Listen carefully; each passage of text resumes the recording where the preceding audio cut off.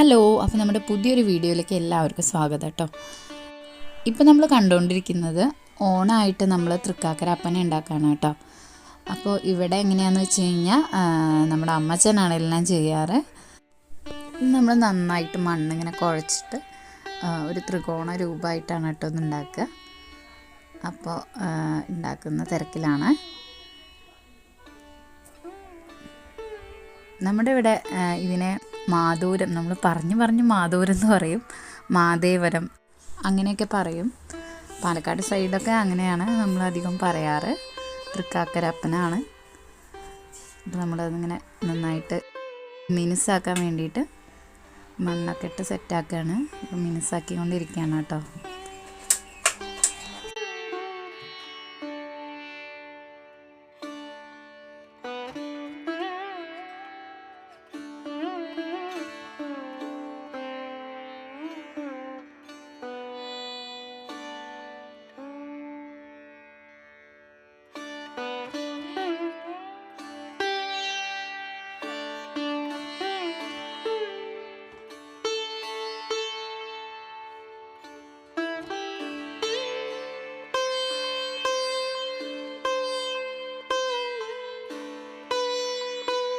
അങ്ങനെ നമ്മൾ നന്നായിട്ട് തേച്ച് മിനുസപ്പെടുത്തിയിട്ടുണ്ട്. അപ്പോൾ നമ്മൾ അത് ഉണങ്ങാൻ വേണ്ടി വെക്കുകയാണ്. പൂരാടം ദിവസമാണ് കേട്ടോ നമ്മളത് വെച്ചിട്ട് പൂജിക്കാൻ തുടങ്ങുക.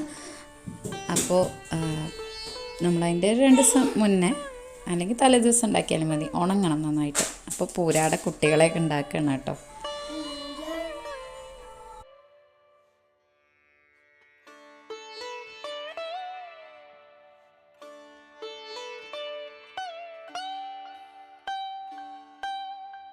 പൂരാടം ദിവസം രാവിലെ നമ്മൾ കോലമൊക്കെ വരഞ്ഞു.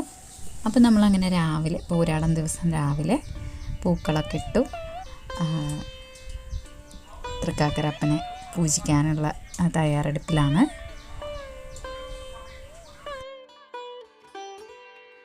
അരിമാവ് കൊണ്ട് നമ്മളങ്ങനെ അലങ്കരിക്കുകയാണ് കേട്ടോ. ഇന്ന് തളിച്ചു കൊടുക്കുകയൊക്കെ ചെയ്യാണ്.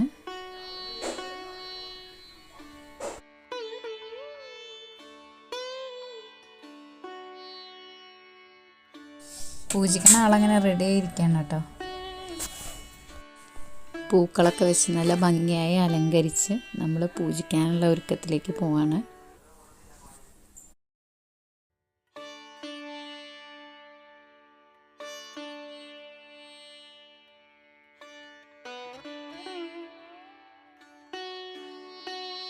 മാതൂര് വെച്ച് കഴിഞ്ഞാൽ നമ്മൾ 2 നേരം പൂജിക്കും കേട്ടോ.